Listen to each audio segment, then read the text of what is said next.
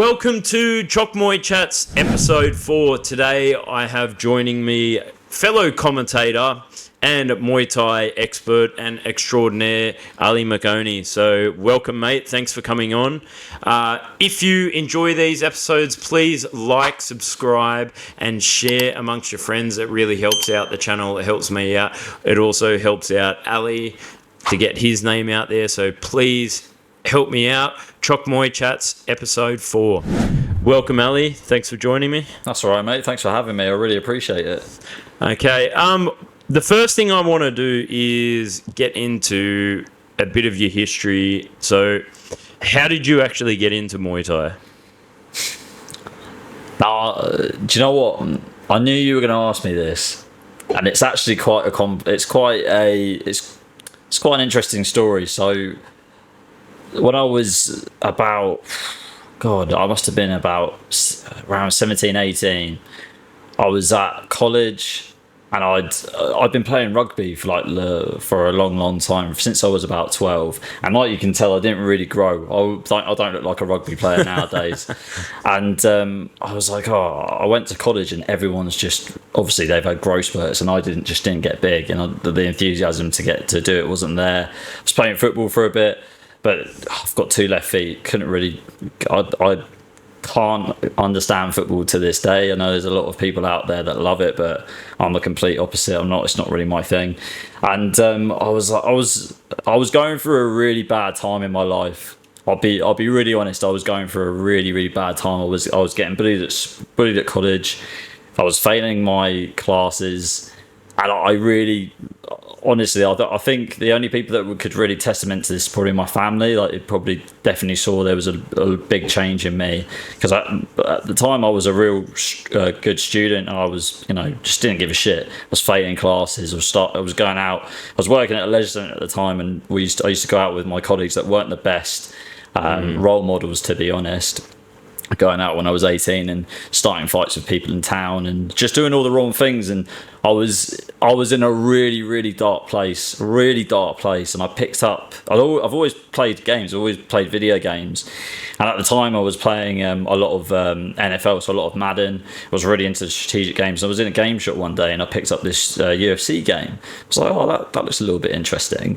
And one of the guys I used to go to college with, Ollie Wilson, who actually, to be honest, 2 people, Ollie Wilson and Jesse Saunders, who I'll come on to in a bit, changed my life, because Ollie was one of Jesse's students. Jesse's my coach. I'm my coach now. And I was like, around this time when I picked up this game, Ollie was in Thailand at Kiat Phon Thip with another guy from the gym as well that I went to school with, called Marcus. And while I was playing this game, and while I was jumping on Facebook every now and then, I was seeing Ollie training, and I was like, he was talking about this all the time, about, training and getting into fights and blocking kicks with his shins. I thought he was crazy. But now that I've seen this on the game, you know what? I want to change my life around, and I'd like to be a fighter. I want to be an MMA fighter. And it took me the whole summer to sort of pluck up the courage to go. I think it was around September 2009 when I first went to Shin-Kick, which is the gym that I started at. And Ollie had come back from Thailand. He'd had a fight out there already. I don't think Marcus ended up fighting in the end. And just from there, it took me, like I said, it took me ages to get to my first session. But as soon as I went there, I fell in love with it immediately. Before then, I'd been to an MMA gym to pursue the MMA path.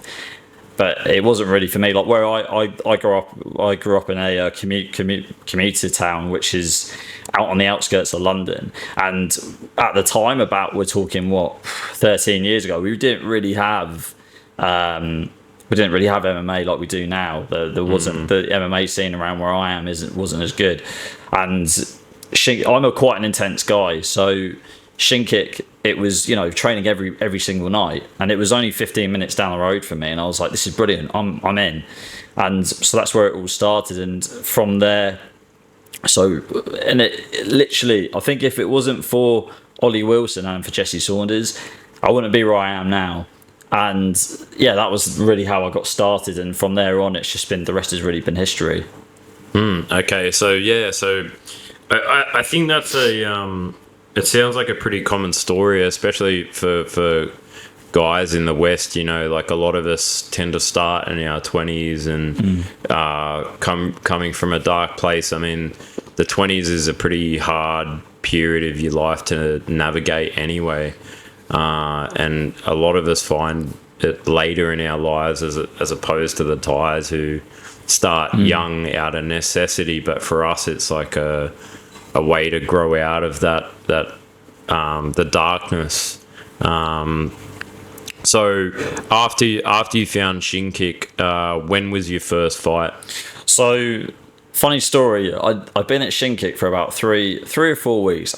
Jesse will tell you the story. It was hilarious. Like I said to him, listen, I've got, because like I said, I failed my exams at my A levels, so my intention was always go to university, because my everybody on my side of the family had never been to university before.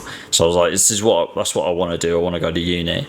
And then I said to Jesse one day, obviously I didn't know what I was just super keen, and I said to him, look, listen, I've got a year until I go to uni. I go to uni next September. In between now and then, I'm going to go to Thailand, and I'm going to have a full Thai rules fight.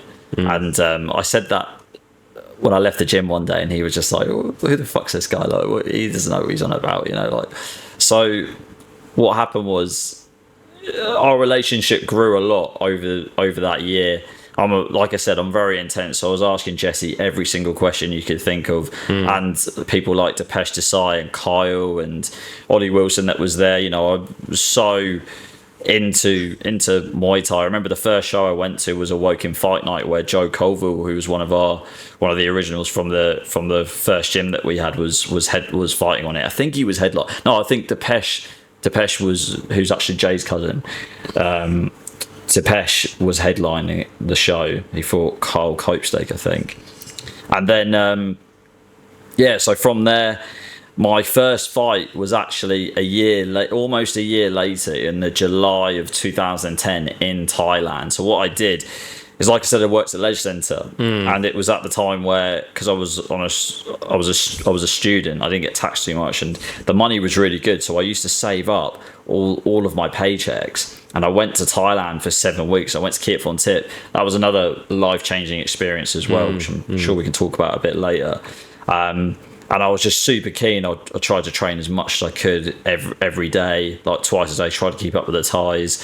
And then they said, do you want to fight? Like, Rob was like, do you, because it's Kiat Phon Tip's owned by Rob Cox. Rob was like, do you want to fight? I was like, yeah, 100%, I'd love to. And I ended up fighting a foreigner, another English guy, funny enough, from Dean James and Tony Meyer's gym, who'd gone out to Thailand for a couple of weeks, and we fought each other at a small stadium.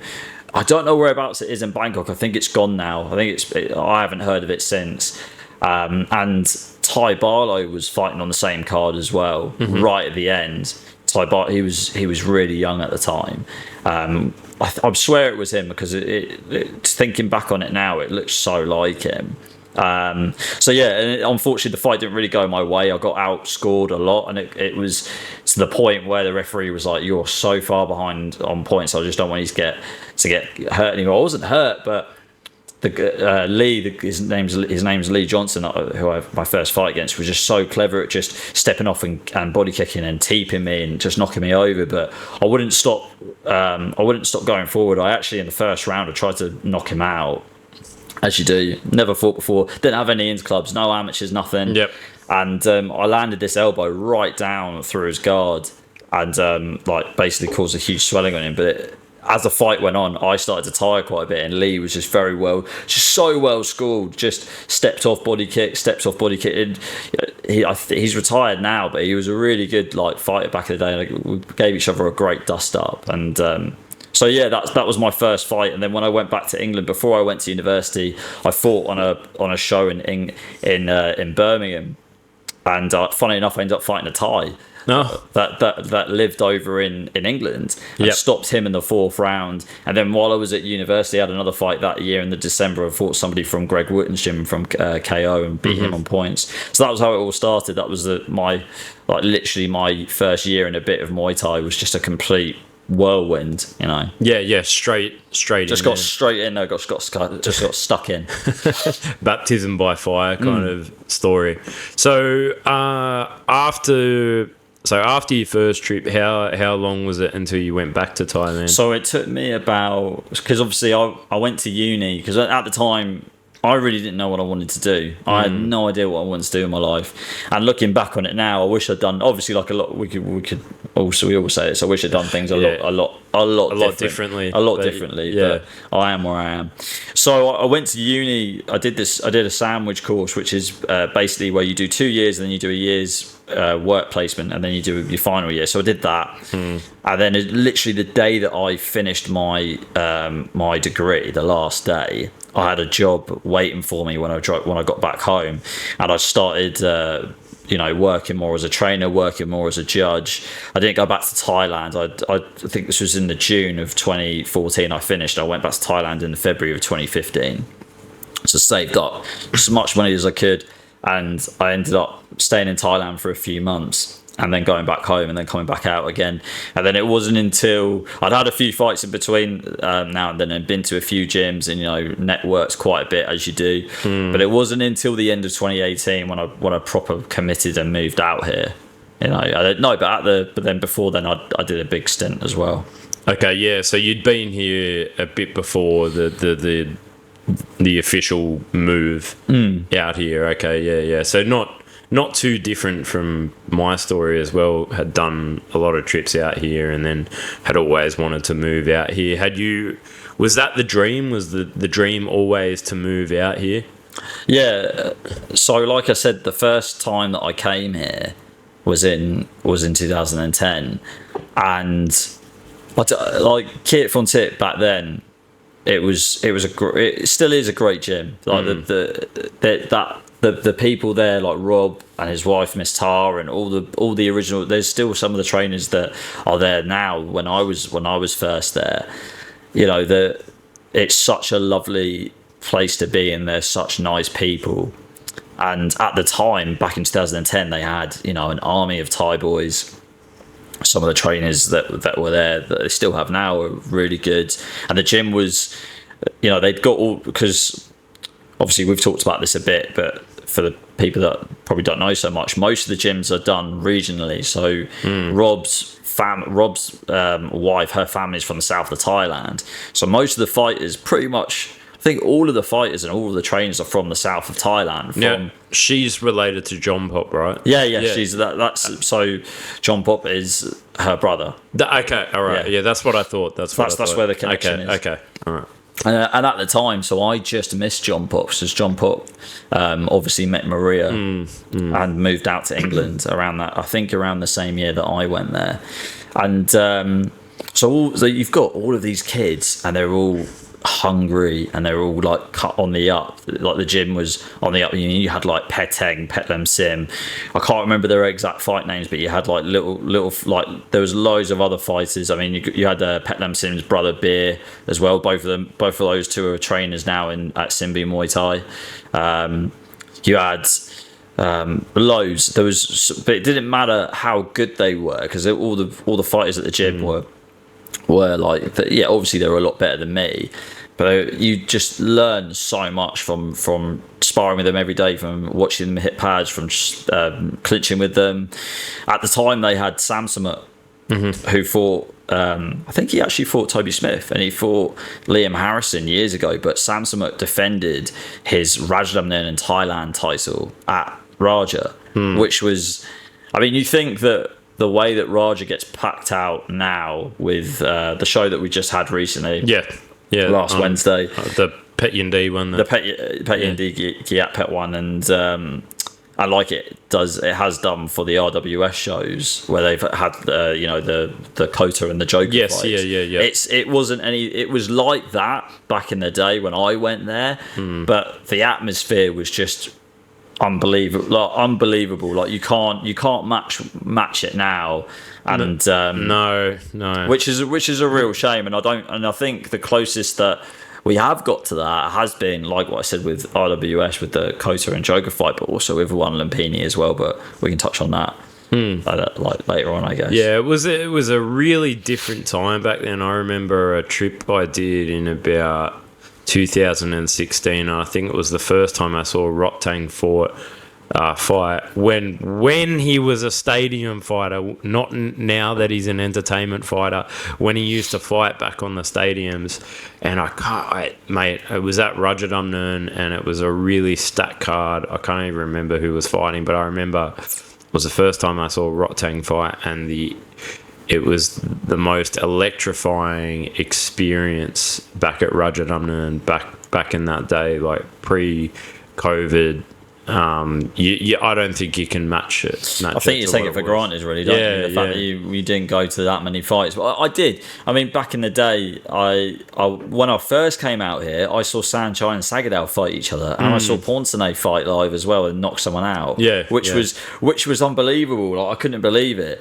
And then, I'd obviously been a few times. Like, I came a lot I came for quite a long time in 2015 and a bit in 2016, and then in only 2 weeks in 2016, and in 2017 I properly tried to commit to it, because my favourite foreign fighter for like since I can remember has been Toby Smith.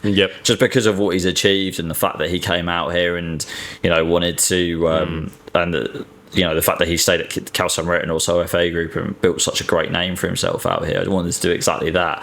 And I'd been to a couple of gyms and I'd never really clicked like similarly to how I clicked with Keith on the tip. So I spoke to Rob and said, look, I want to come for quite a long time. I've saved up a lot of money. I want to stay for at least a year.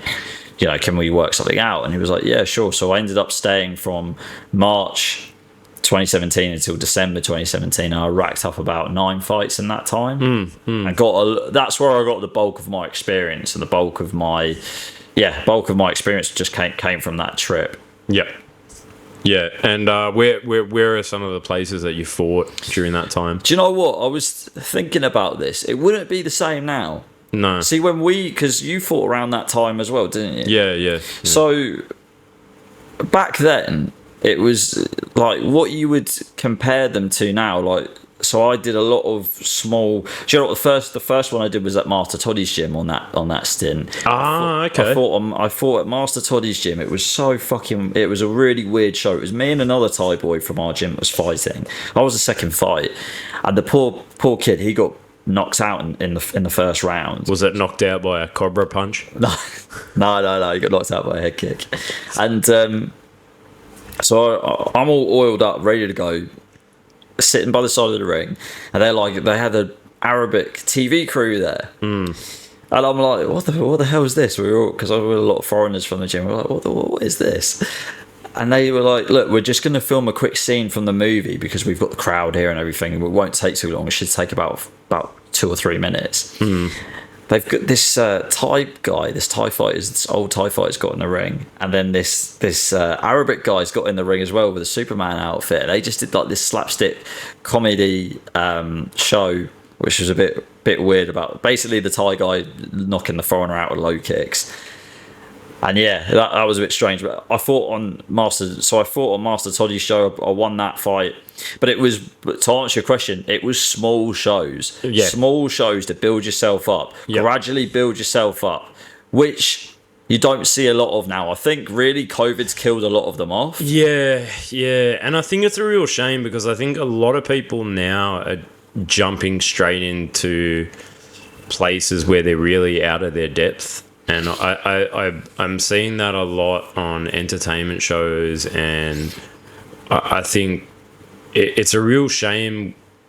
It's almost like grassroots level Muay Thai in Thailand for foreigners is dying. I think really the only places that are sort of doing it is like the tourist stadiums. But before that, they had a lot of the small shows, that you're talking about, which are really good places for people to rack up their experience. But it's what the Thais did. It's what you should have to do. Yeah. I mean, look, there's 2 ways of looking at it. I mean, the best way you can compare it to is what Raja's doing at the moment. There's shows on every night of the week at Raja, which is great, but they need fighters. And so to compare it to what I fought on, you could sort of almost compare it to like fighting on a festival, almost like what a Rajadamnern knockout show is now on a Monday, Tuesday, Friday. You can almost compare that to a festival show, really, with just just how good with just the skill level of the fighters, really. And I just built it up from there. So I did a lot of these festival shows and the small mediocre TV shows. I just built it up. And then Rob said one day, look, listen, because at the time Rob was the head commentator at Max Muay Thai, and Rob said, look, this was on a Thursday or a Friday, someone's pulled out on Sunday, do you want to fight? It's like, yeah, sure, because my friend Albert, like Xavier was fighting at the time. And I was like, yeah, great. So basically I lost the weight, fought on the show, I fought on Max, and then from there I think it was Max. I did one more of those small TV shows, and it was pretty much Max until the end of my stay. Yeah, and you fought at Raja as well. No, never fought at Raja. I did, the last fight I ever did was at Lumpini on like a Saturday afternoon. It was the last fight of the show, and it was back then when you had 2 shows on a Saturday, and the last show of the Saturday you'd have 2 fights at the end that would be foreigners versus Thais, and I ended up fighting a Burmese kid at the end of the day. But this is my point. A lot of the foreigners right now are so lucky in this generation, in this era. The fact that they can fight on LWC Super Champ at Lumpini Stadium, or fight on a Rajadamnern knockout show, or fight on RWS, it wasn't heard of back in the day for us. No. You look at the fighters back then that were fighting on shows like that. You're talking about your Rafi Bohic, your Damian Alamoses. You're talking about Alessandro Sarra, Joseph Molnar. Talking about the other Italian guy's name, Mattias Casarino. Casarino, yeah. They all had to like build themselves up onto those shows. Yeah. And I think, to be honest, Mattias, he fought one of my old teammates from Ratchanon, Padsanlek, on one of the Saturday shows at Lumpini. That was a big deal. It was a big thing back then. Yeah. Now it just seems like I'm not knocking any of the foreigners that are doing it, but it just seems like it's a lot easier now to fight at those big prestigious stadiums, and it wasn't as easy back then for us, if you know what I mean. Yeah, I mean, I never fought at any of the big stadiums. I mostly fought up in Chiang Mai on the local shows up there. But yeah, it seems like people are like now it's easier to be streamlined into those the big shows. Listen, I was at Raja last Wednesday for that big closed doors show, and it was great. It was good. It was awesome. But just comparing it to like a one Lumpini, you look at Raja, right, where the blue corner is all the way up there. That's where all the Thais are. That's where all the gamblers are. The atmosphere was really coming from that part of the stadium, and the whole stadium would get behind a significant shot or a knockdown. But in certain parts of the fight, which we would understand, because you understand the scoring as much as I do, you'd be like, as soon as Red, or as soon as Petmarung Sri locks him up in the clinch, he's way ahead on points, or he's way ahead on the odds now. They would understand that. Whereas when you go to like an entertainment show, like where you work on Fairtex, me on LWC or One Lumpini, it's action, it's from the word go. It's not, I mean, I like 5-round Muay Thai, I like 3-round Muay Thai. I like it all. I'll watch it all day if I could. But I think really the sportsmen die in a real slow death because of the gambling, because of the 5 rounds, because they don't really fight 5 rounds. They only really fight 2.5, 3. Yeah. Yeah. I mean, Hugh and I talked about this on the episode that we did about how sport is always evolving. Like, for example, I don't know if you're a fan of cricket or not, but in Australia, cricket's huge. And, like test match cricket, dude, is one of the most boring things you could ever watch. 5 days of blokes in white shirts bowling. No thanks. But you go to a 2020 match, mate. It is really high volume, high paced action, and we were comparing that to the evolution of Muay Thai right now. they've had to make it more appealing to the common punter, right? So it's pretty much like what they did with cricket, was just making it more accessible to the average punter, which I like personally. I think, and I know that there's a few friends of mine that, you know, miss 5-round Muay Thai that want to keep it. There's a lot of people that I know out there that are purists that don't like the change that's coming at the moment with, you know, one Lumpini fighters fighting in the small gloves. Don't like the fact that there's open scoring at RWS. Don't like the fact that there's so much 3-round fights now, way more than what there used to be. But you get more fights on the card. You get more fights on the card. You get more action, and it's not. The problem is Thai like Muay Thai scoring is so hard to understand. Put that in with gambling, even more difficult to understand. This is to people that go to the stadiums, like go to the traditional Raja shows, that watch Channel 7, that, you know, maybe watch the Chitmanong shows. If you don't understand the gambling, if you don't understand how somebody won a particular fight for whatever reason, you know, you're not going to have fun. You're not going to have fun going to watch the traditional, the pure 5-round Muay Thai that we're having at the moment. Because that's what it's geared around. It's geared around the gambling. It's about the less mistakes that you make. You know, like there's certain things that you can't do in a particular time in a round, in a fight. You know, it all comes down to what the odds are. Yeah. I've never been able to get my head around the whole gambling structure and how to understand it. I do love 5-round Muay Thai, but I also do love 3-round Muay Thai, and I think there's a place for both of them in the sport. You know. Well, I'll give you example. So I do gamble on the fights. I've got like a little website that I'm a part of, and I put a few baht in there every now and then. And on Wednesday, when I went to go watch the show, they were still doing odds for it. And I was having the best time, because obviously I was looking at my phone, looking at the odds, checking who's ahead, like putting a few bets on. And, you know, like, and I was because I've been doing that for about a year and a half now, like following the gambling, like watching a lot of the shows and trying to understand how it all works. And for me, it's made my enjoyment of the 5-round Muay Thai. I've enjoyed it way much more because I understand that. But then again, I can re-tie a bit, and then also I understand the scoring just enough as well. Yeah. And then obviously you put odds in there. Yeah. There you go. You can kind of makes it a bit more interesting it just makes it a lot more easy to interpret and understand. You know. Now, we're going a little bit tangential now. That's my fault. But what I do want to ask is, I've spoken to you about this before, about how you got into commentating.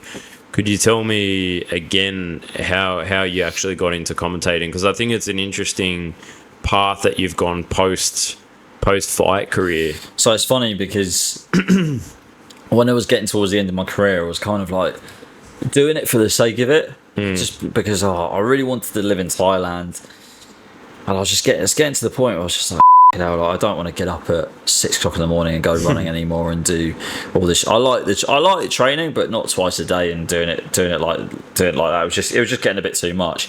And out of nowhere, Kevin Noon contacted me, who runs Siam Fight News, and he's I can't remember where he is in the WBC, but he's very important in the WBC. Let's put it that way. He's a big wig, that's for sure. He's one of the Mr. Bigs in the WBC at the moment. And he's messaged me and he said, "Look, do you want to commentate at Channel 7 on Sunday with Jay Tonkin?" I was like, "Yeah, sure, I'll give it a go.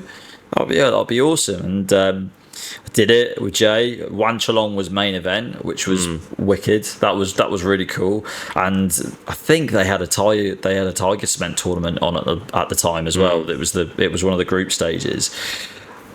That was the first show that I ever did. That was in the February of 2019. What a show to commentate on as your first. Yeah, Yeah, crazy. that was the like you said earlier on, baptized by fire. I mean, you can't get anything close to that. Also, Jade, I don't think Jade ever commentated before either. Yeah. And, to be honest, Jay was pretty good at, especially at analyzing and breaking the fights down. Jay was really good at it. So, yeah, I did that, and then in the June, I think I just fought. And I was at Kit Von Tip because I had a few friends that were there, and Rob. I was talking to Rob, and Rob was just like, I need someone to work at Max as a commentator. Will you do it? And at the time, I said, no, I still want to fight. And I went home for a bit. I think I went home at this time. I went home for a couple of weeks, and then I came back to Thailand.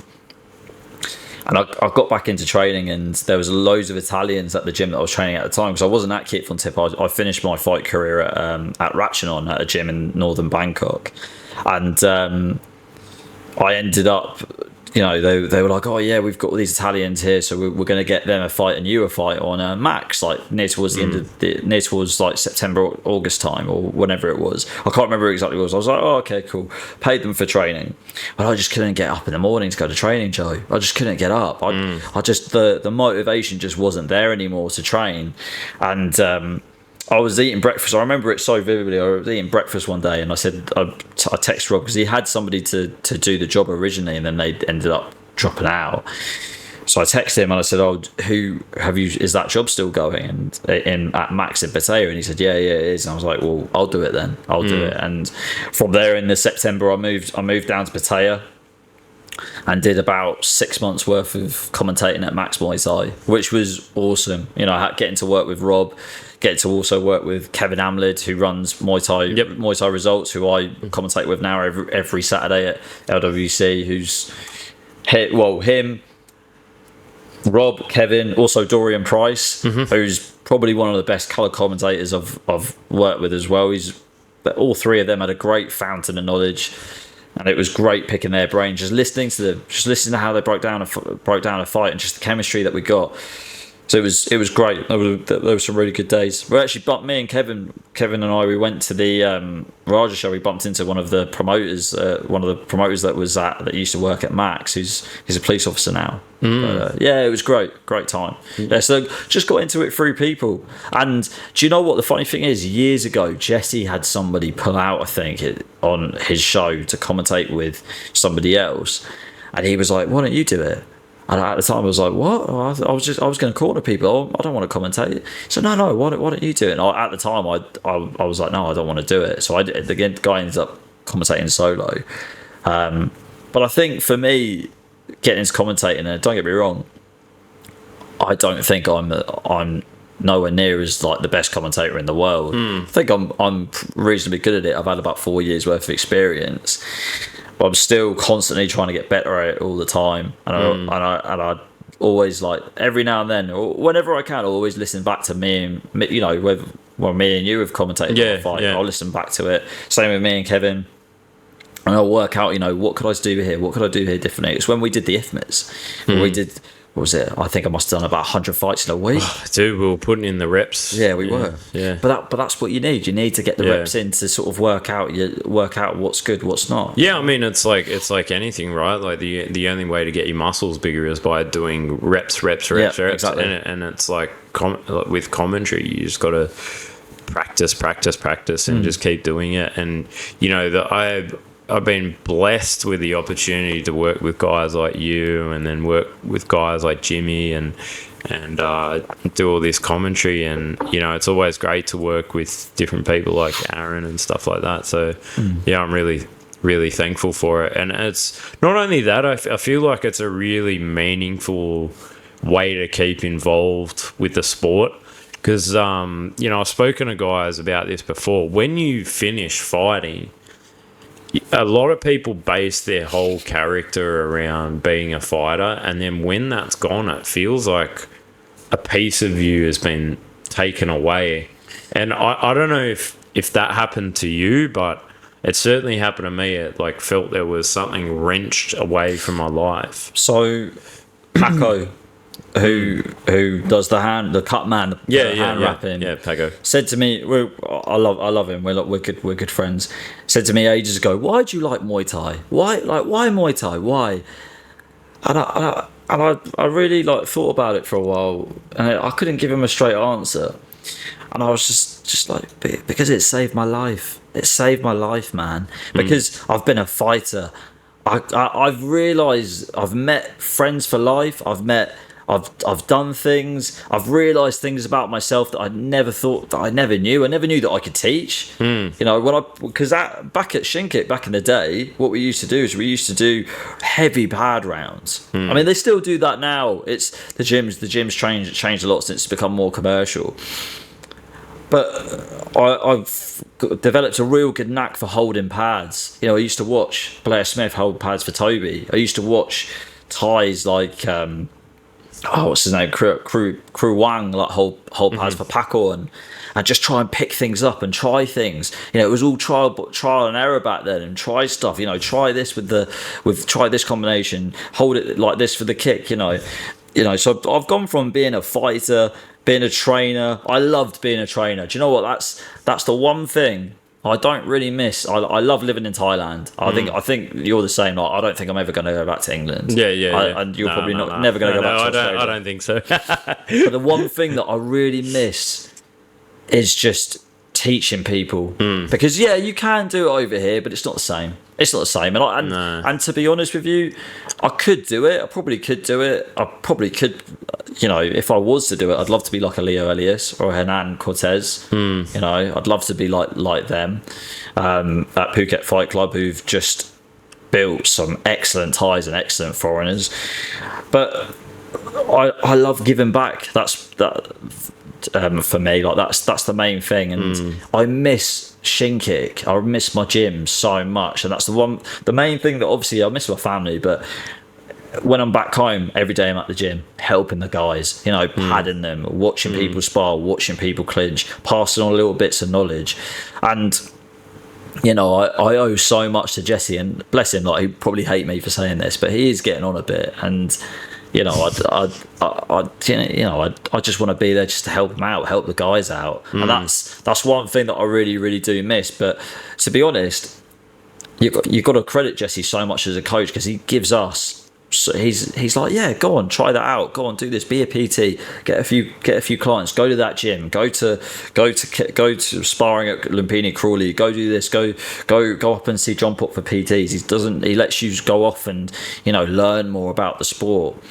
And then, you know, I've done reffing through it, and now I'm on to commentating. Now I'm on to, you know, doing what you're doing at the moment, doing all of the videography, and doing my own thing. So Muay Thai has given me so much, and I just think it's an awesome sport. And I just want to preach that and like put that out there to the world, you know.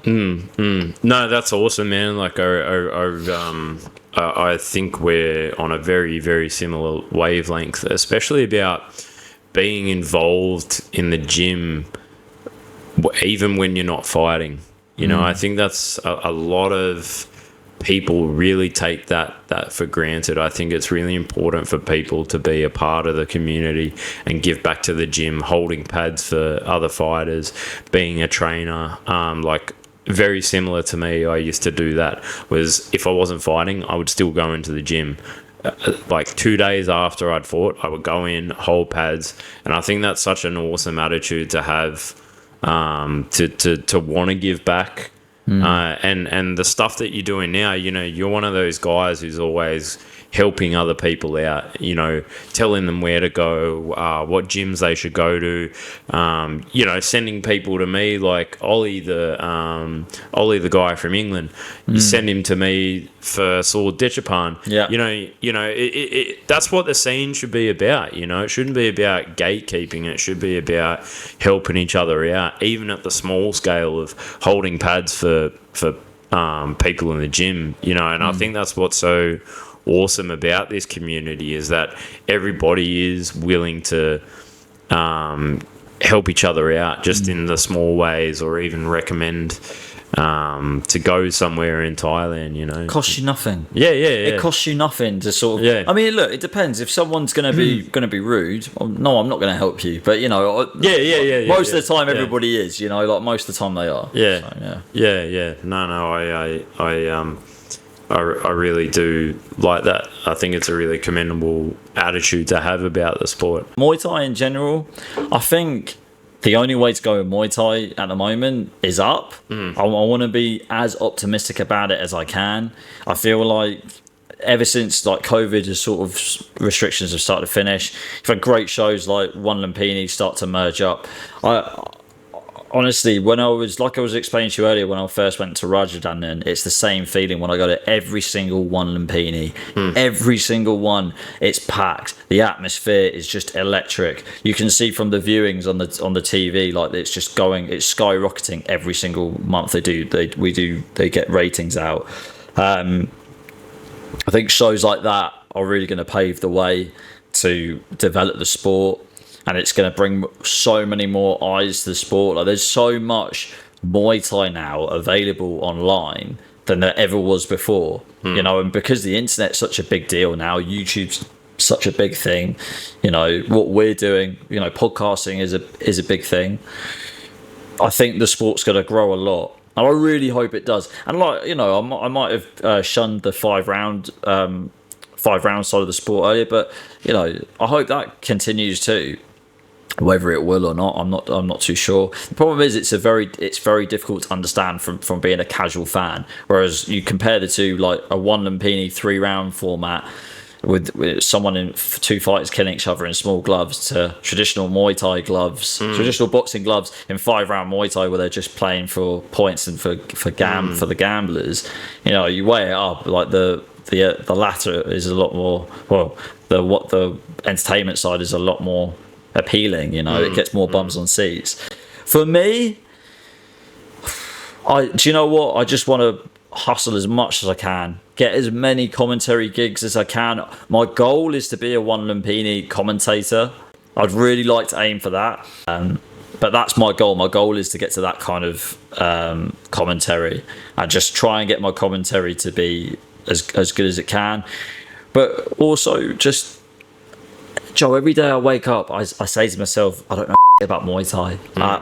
As I think the one thing that if anybody who's new to the sport that wants to take from this podcast is the biggest thing that you've got to fight when you do a fight sport is your ego, and you've got to make sure that you're a sponge and you just want to learn something new every day. Every time I go to PK, every time I go to TDED, every time I go to, like, if I go to Sordetchpan or if I go to Kit Von Tip, doesn't matter where the gym is, you know, I'll always like try and keep an open mind and watch the trainers, watch the fighters, ask questions, try and find out something new, something else that maybe there's something else about the sport that I don't know that I can put into my repertoire and teach somebody else, or put into my commentary, or I know that about that fighter. So just keep developing my knowledge about it, because there's so much about Muay Thai that I don't know.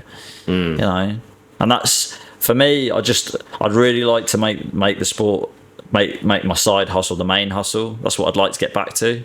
But until then, I'm just going to keep grinding, keep doing what I'm doing. Yep. Well, mate, I wish the best for you, and I think there's a massive, huge future for you. And Chatri, if you're listening, here's your next commentator. Just saying. No, mate, I really thank you for giving me your time today, telling your story and giving your insights. I always like to listen what you have to say about Muay Thai, because you are very knowledgeable. You've been in the sport for, more than 10 years. So thank you very much for your time. Please like, share, subscribe this episode if you enjoyed it. This is Ali McOnie, commentator at Lumpini Stadium, just general good guy. And if you're ever in Thailand, make sure you hit him up for some advice. I'm Joe Comerford. Thanks for watching.